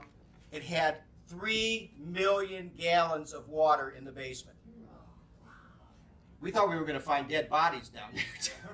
We didn't know where we were going to find that, but 3 million gallons of water in the basement. Last but not least, we had a landfill in the city of Lorraine. We used to have our city dump right basically close to the Black River, and it's got a cap on it.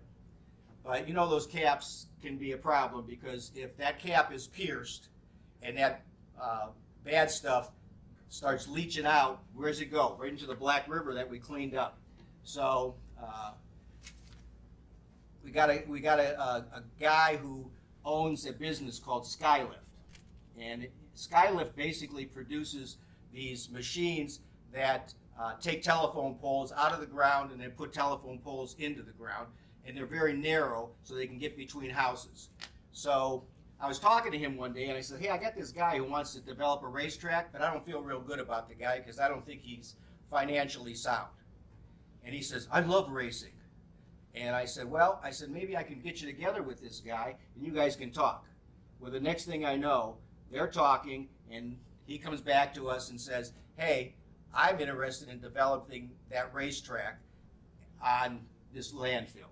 And what we're going to do is we're going to put a professional go-kart track, we're going to put a rental track, and we're going to put an indoor track. That's phase one. And if that goes well, then we're going to put a 3-mile road course in for regular vehicles in the city of Lorraine. And you guys have an industrial park that's been sitting there for over 20 years with no development whatsoever. We want to take an option on that entire industrial park. And we'll negotiate a price for all the acres in the industrial park. About 200 acres in the industrial park, about 200 acres in this landfill. So phase one has started already on the racetrack. They hope to have their first professional races there with these go-karts in August, the middle of August. They were smart because they bought out Ohio Kart Racing, so they control kart racing in the state of Ohio now. And but they couldn't do it unless they got some money from the city. So I went to city council. I said, hey, would you appropriate $2 million of ARPA to get this project done? Then I went to the county commissioners and I said, hey, I'm giving $2 million. Would you guys give $2 million? Yes. So the county gave $2 million. We gave $2 million. He's going to put $6 million of his own money into the project, and we're going to have professional racing in the city of Lorraine. It's going to bring tens of thousands of people to the city. So that's working together. I think I covered everything. Yeah. Thank you very much. So is local government the place where things get done?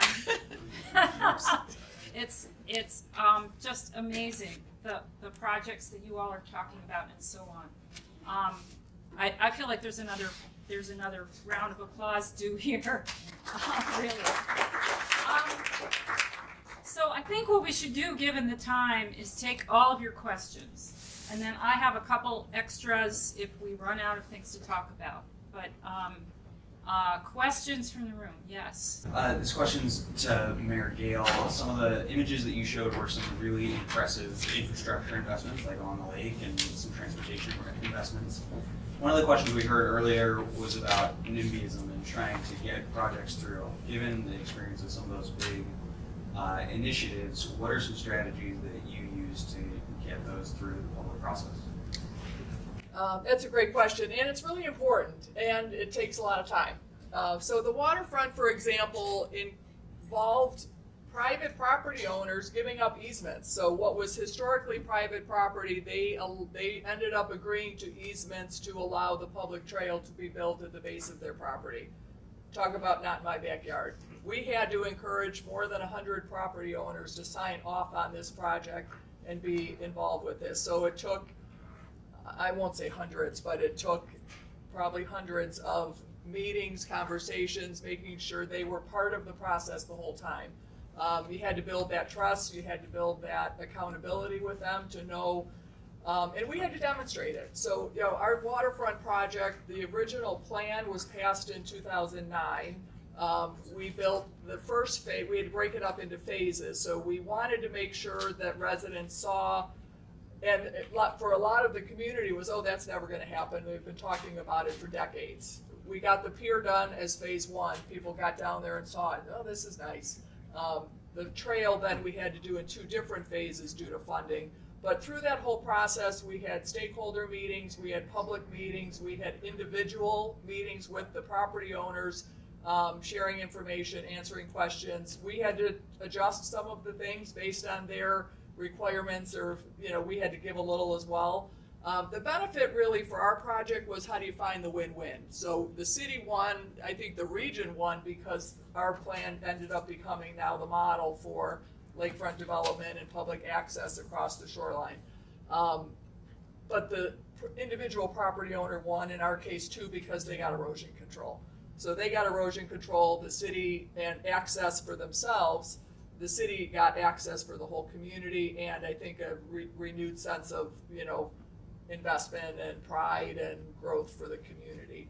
The other infrastructure projects, you know, as you do it, it's communication, it's, you know, being accountable, it's being transparent in how you do it. Michael, it might be a little bit self-serving, but I'm gonna ask anyway. Dealing with councils, I mean, you all have vision. Clearly, what we've seen there, you know, you've done some great things in your community, but you gotta go to council to try to get things done. Do you have a magic bullet? Do you have any suggestions? Do you have any ideas that could help someone like you? We share the same law director, we're minutes away from her. I have a very, very difficult council. I probably could be even further if I didn't have a council that wasn't objective and obstructive. And I don't mean that to be disrespectful. Like the mayor, I've never been elected official. I literally left one, finished busy season, and became the mayor in 2016. So there were some people who felt like I didn't, and I beat 2 council persons to win. So some people felt like I didn't pay my dues. It was, you know, what has been perceived as you're on council for so long, and then you become the president, and then you become mayor. I'm an outsider. It really is just the quality of the project. It's being transparent. It's being not taking no for an answer, just pushing it through, being respectful. I include them all the way. One of the things I implemented was my engineer gets very wordy. He talks engineer. I'm like layman's terms. But there's always, for every piece of legislation that may be controversial, I have the individual presenting the legislation do a cover memo, like we're 12. Like, this is what this is, and I'm just being honest. This is what this is, and explain it, because they come unprepared. They haven't read it, and then, you know, there's a committee of the whole, there's a caucus, and like, how many times do you have to see this? So there's a cover memo, what a time to ask the question. And then, you know, I'm redundant in explaining it, probably over-explaining, and I'm just, the thing that I was most successful about that works, I take it to the people. We had a road repair program, and some councilors refused to pass it because they didn't have enough streets in their districts. They refused to pass it, and we had some county money that we would have lost. So I did. I had evening meetings. I had morning meetings. I went to the west side, east side, because east side's a permanent. East side, west side, it's just crazy. And I had meetings, probably 12 meetings, taking to the people and having the engineer explain it over and over again. So much so that they believed it, and they put pressure on the council persons to pass it. I just use everything in my toolkit. I really do. Yeah, it's like everything, it's developing that relationship. A council can be a roadblock. So you have to, we use a legislative fact sheet with every piece of legislation. Same thing, like, yeah. You know, like NOAC, I actually, when I was on NOAC, I saw this is interesting. So it gives background, it gives financial impact, it gives next steps.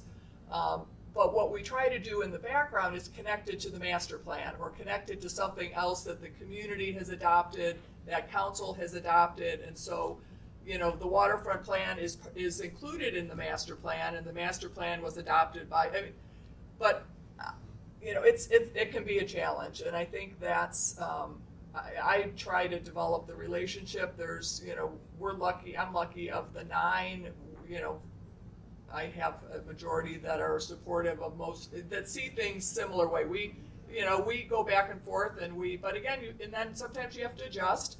But I find like Mayor Blackwell, if you get the residents, if you get people to come speak in support of it, that's helpful. We try to tie it to community initiatives and always focus on the benefit for the community.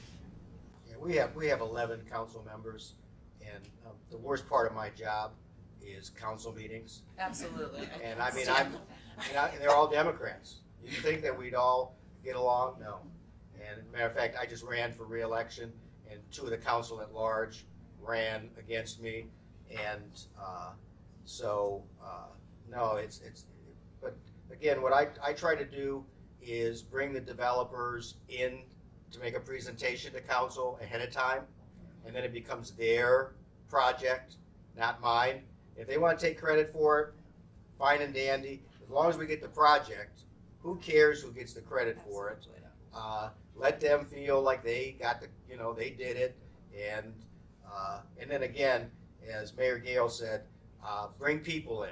So I always tell the developers, fill the chambers with your people. If you got to bring in your employees, you got to bring in your friends, your neighbors, have them come in there and have the chambers filled so that when you make your presentation, somebody's clapping and whooping it up and saying, man, this is great. And then talk to those council members during their break or after the meeting's over, and all of a sudden, they just love it. Yeah. Now, if I brought it to them, oh my God, it'd be the worst thing in the whole world. Absolutely. So, I don't know, I love biking and pedestrian paths, and it's been unbelievable. It's funny, you mentioned if they get 100 people on board. The funny thing to me is, if you don't get one of them on board, Right. it's a problem. So I have no idea how you do that. There's always one guy, but I'm just wondering, in all 3 communities, what the plans are. You've all come, it's fantastic. You've got your path there, the one out in Euclid is amazing. Lorraine's too far for me to bike from Solon, but I'm just wondering how you got where you are and where you plan to go on those. I'll start since I'm the closest to, like Mary, it's tied into our master plan. And because we're so close to the natural park system, Cuyahoga Valley National Park, it's an easy sell. The other thing is, because I'm a predominantly African community, low to moderate income, our health indexes that we have instances of asthma. We have one of the highest numbers of Black infant mortality, similar to a third world country, although we're close to many, many hospitals. So you heard in my bio, I used to work at university hospitals. I worked 12 years for a pulmonologist. So I use that health background just to understand the health benefits of it, how healthy it is, fresh air. It's environmental justice. So all of those things help share it and sell it, and people embrace it, and they become very excited about it. Yeah, I mentioned before our active transportation plan we're excited about working with the county. So we have trails that are in certain spots, and we've used the sharrows on some of the main streets, but it's not really that safe. I mean, so what we're kind of trying to explore and look at is what hopefully could be a best practice. So for a built-out community, our main corridors, Lakeshore Boulevard, Euclid Avenue, the north-south 200, 222 Babbitt, are basically 3 lanes of traffic that are busy. And they all have sidewalks. We're lucky in Euclid, we have almost all of our streets have sidewalks, but you can't count on a sidewalk either. So we're hoping that, you know, when we redo one of our streets, we look at, we don't have enough room for a dedicated bike lane yet. So how do we look at redeveloping our streets and our networks and making it safe? And so does that mean we take the sidewalks, you know, work on and this is what we're hoping to get out of the plan, is how do we connect? We have the waterfront trail, we have a trail through Memorial Park, we're hoping to have, you know, we're excited about the greenway that connects the metro parks. Where's that greenway gonna go? It's gonna go from Euclid Creek to Euclid Beach. It crosses Euclid, it leaves Euclid Creek by going across Highland down. They built a new path that connects to Euclid Avenue right now. The Metro Parks acquired our former Central Middle School that's on Euclid Avenue going north, so it'll go through that property. The piece that's in engineering is the tricky part. How do you get over the railroad tracks? How do you get across the freeway? And then it'll go through Cleveland to Euclid Beach. So that's, I don't know, Patrick might be able to share more, but it's in development. That's the tricky part, is where will it go at that point? But so we've developed, you know, specific through a park, but what we're really interested in, and we don't have the answer, is how do you take what's a typical Euclid street and turn it, you know, make it safe for bike riding as well. That's what we're hoping to answer through this transportation plan. We are looking at some of the traffic lanes. Euclid Avenue, for example, is 5 lanes. So that one you could potentially dedicate a lane or take a lane out for a dedicated or protected lane. Most of our other streets are 3. So you've got the central turning lane and 1 lane of traffic either way and not much room on the side. So we're looking at making different connections. I know that South Euclid, University Heights are looking at neighborhood bikeways, so not on the main streets, but potentially on a parallel secondary street. But that's what we're hoping. We're counting on the expertise of the Planning Commission to help us figure out how to make it safer. We put a lot of bike lanes onto our public streets in the city, and they've tied into our metro parks bike paths. And we had our police department do some studies on accidents, because everybody was saying, oh, there's going to be more accidents because you have the bikes on the street with the vehicles. And it's turned out that actually those bike lanes have reduced the number of accidents on some of those streets that people thought were going to be just disasters because there were bike lanes. So I think you need to work with the police departments and say, hey, show the people that these bike lanes can be successful, they can be safe, and it actually reduces traffic accidents. And we've been lucky, we go for grants through NWACA to put in these bike lanes. And basically it's just striping. I mean, we had one street that people couldn't figure out when we put the bike lanes on each side, and there was just 1 lane down the middle. And they said, well, how are we going to get down the street? You'll figure it out. Believe me, you'll figure it out. And they did. They just said, well, if there's no bike in that bike lane, I can go over there. And if there's no bike on the other side, then I can go over there. But most of the time, there's not going to be cars coming both ways because it's not that busy of a street. And they basically figured it out. But it's been somewhat successful just because we've given people the statistics that it's safer. I would just add, we're on the edge of the county, so it's very easy. I don't have the traffic, and we're so close on the edge of it, so it's just very easy, and it's been very Well, it's resilient. great that the parks have connected some of these African American areas also. Absolutely. So the park seasons, Right. people are crossing over and doing It's very good. You've talked about how you address your council and deal with your council. there was an article in the Plain Dealer a few days ago about the difficulties cities are having in dealing with the state and the state legislature. I wondered if you could talk about your experience in dealing with perhaps legislation that's been enacted by the legislature, and projects you might have had that required state legislative approval or funding, anything about your relationship with the state. I can start. I mean, certainly with legislation, state reps having to run every 2 years, it's like you get a year of work and then the second year they're campaigning. So it's very difficult. But certainly when you're cities where poverty is challenging, and there's constantly challenges to the budget, you know, the backpack bill, for example, what it's doing to public schools. And I had a school that we were in fiscal emergency and the school was in academic distress, talking about 2 disasters at one time. It was very difficult.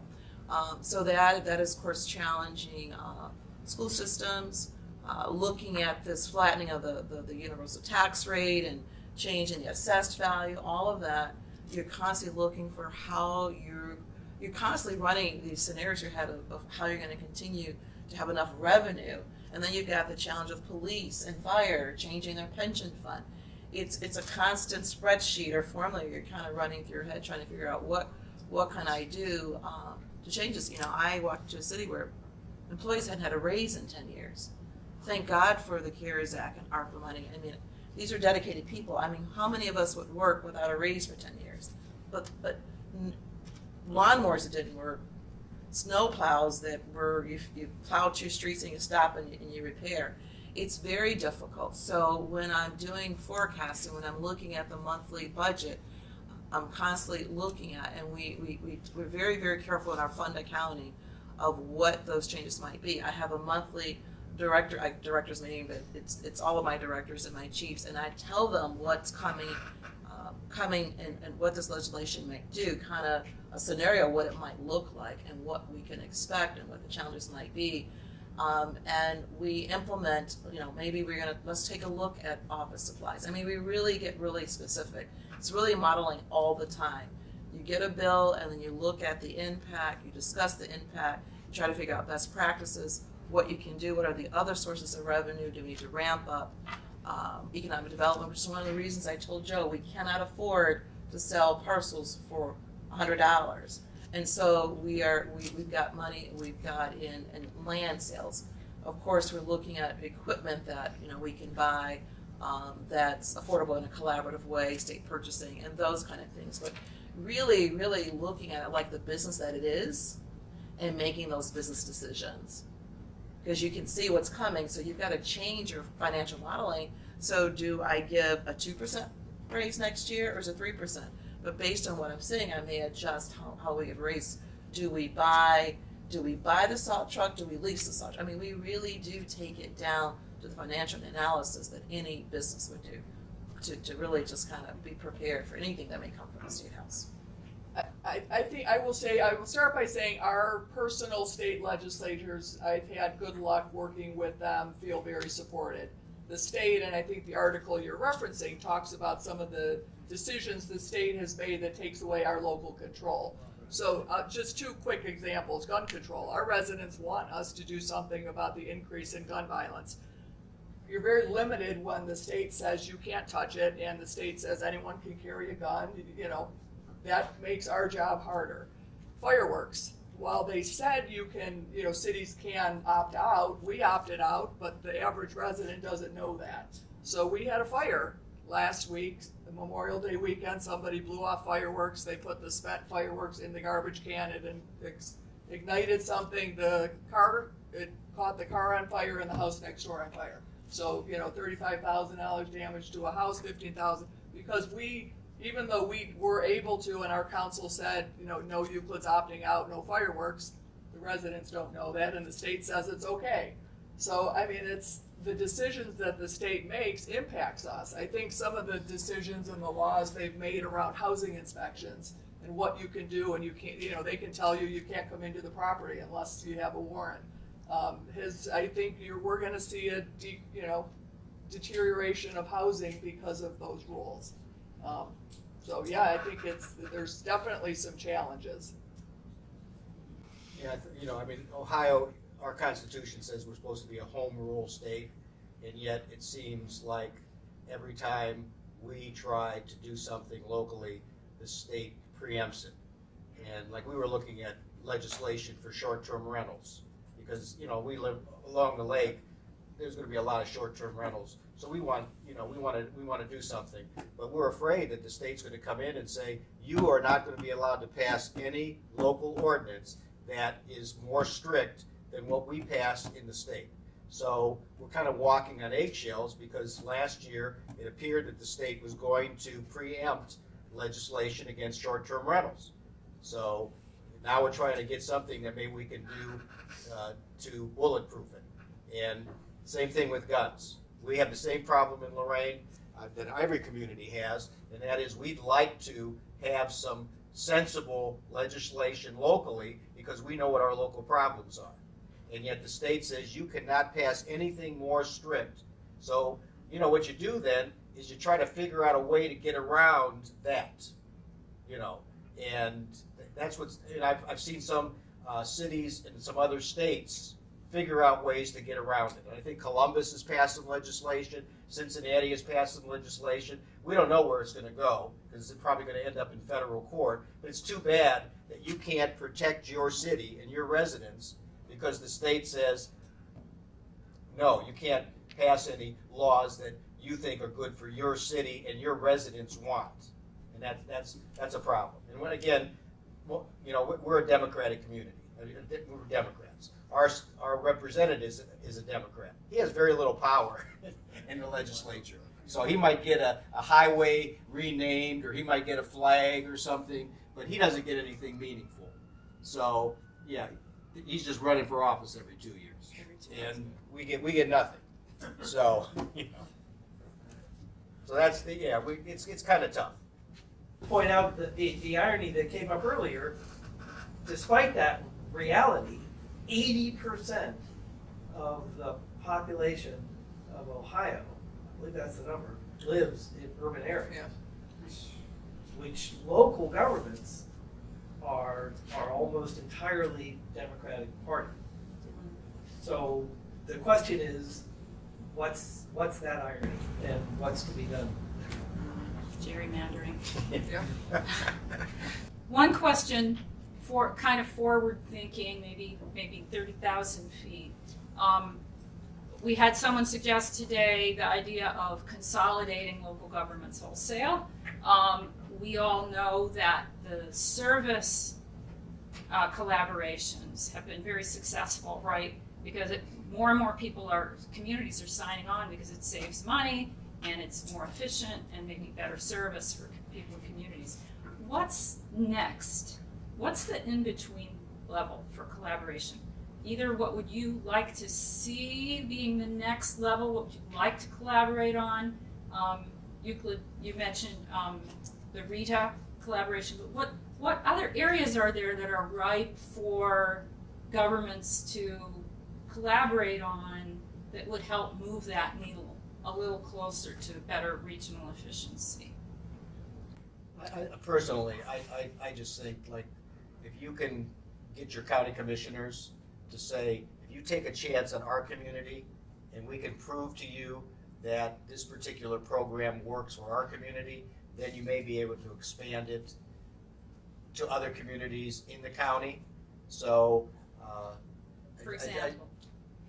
Like the transportation issue that we brought up. Mm-hmm. So, in other words, we'll show you that Lorraine can put in a transportation system that works, and if we make it work, then you can expand that to maybe the city of Elyria, which is very similar to the city of Lorraine.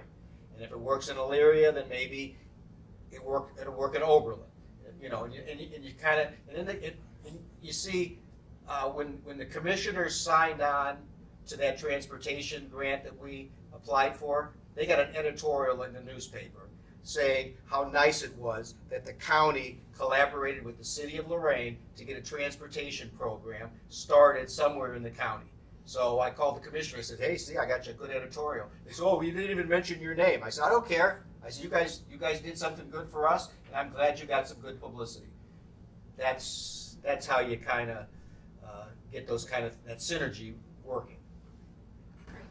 I think the nut to crack, and I don't have the answer, but when you look at the projections of if we continue with 59 communities, and is gonna be police and fire. And we're all struggling with hiring police and fire, the salaries are going up, the benefits are going up, the contribution to PER, their, pension funds are probably gonna be required to go up. 59 cities are not gonna be able to afford the same level of service that we have without doing something. That something is the big issue, and people have lost their jobs over looking at regionalism. That's the conversation that region-wide I think we have to have. I think we start, and I agree with Mayor, I think we start with fire. And I probably, we've seen some knockout dragouts on fire at Cuyahoga Mayor's city managers.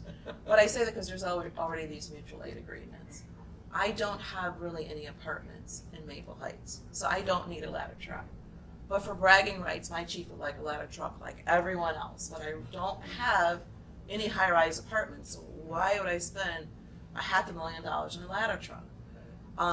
I can call mutual aid. I mean, I sit between 5 or 6, there's Bedford Heights, there's North Randall, and we got a fire and 6 trucks, engines show up. So I really think for me, police and fire, I think police is a little bit tougher, although that's where the need is because of recruitment, but because of these existing mutual aid agreements, and because we do need a ladder truck, and so Bedford brings this ladder truck. And, my chief and I went around for 3 weeks. I had Valley View's truck. I had a yellow truck. I said, why do we have Valley View's engine? Because it took forever to get repairs. I mean, we constantly go, they don't really have any fires. We constantly have Valley View's engine. So that goes to say that they really don't have a lot of fires. We do. So why don't we just share 2 or 3 engines and a couple squads? And so I think fire, and I don't care, I'll probably get in trouble, but I'll go on record. I think that's the easiest place to do it because of the existing mutual aid agreements anyway. They get the call, and I'm telling you, if I get a video or you call me, I look at the pictures, there's 3 engines there from North Randall, which is just across the bridge, Bedford, which is this way on Warrenville Center Road, and even Oakwood, which is that way on Broadway. So we're already doing it. Why don't we just regionalize it? Great, very helpful. One thing, I'll just add one last thing regarding regionalization, and that is we have a wastewater treatment plant that sits right at the mouth of the Black River and Lake Erie. And of course, we've had problems with wastewater overflows and things like that. Well, 10 years ago plus, they had talked about moving that to North Ridgeville's wastewater treatment plant that is actually in Sheffield Village, that Avon, Sheffield Village, and North Ridgeville use. If it would have been 10 years ago, we would have that wastewater treatment plant off the Black River. But guess what? Politics gets involved, and cities don't want to give up control of something like a wastewater treatment plant. So what would have been a good idea 10 years ago, now I'm talking about it now, but I'm still going to get a lot of pushback because people are going to say, what about our utilities department? And so it's a tough sell, and people don't like to give up something that they have. Any other comments? I would share. Yeah, sure. Sometimes because of the police and fire unions, it's very complicated. Right. And a fire union can sabotage regionalization just by going to the community and saying that you may jeopardize the safety of the community. We might want to look at maybe a little bit lower hanging our back office issues, like your finance department, your HR services, your IT services, which are not going to jeopardize people's safety in the mind of the community. Also, your senior services, your recreation department, those are kind of things that the public may embrace more than trying to combine police and fire. Just an FYI. One more. My comment was gonna be to, kind of support where Blackwell says, there are people in my community, including myself, that her fire department can respond to faster than Island's fire department. And it's just because their station is closer. So, I agree, regionalization on that is great. Great. Okay, thank you. Well, thank you all. Thank you, panel members. Much appreciated. Very much. Really great The conversation. bottom of the ninth, we have 2 outs, we have 2 strikes, and I'm going to throw the last strike. So you've been a magnificent and attentive audience. Our goal today was to reintroduce Vibrant Neo 2040 to our policy conversations in the region. We wanted to affirm its validity 10 years after it was introduced in 2013. We wanted to identify key issues to focus on for future conversations.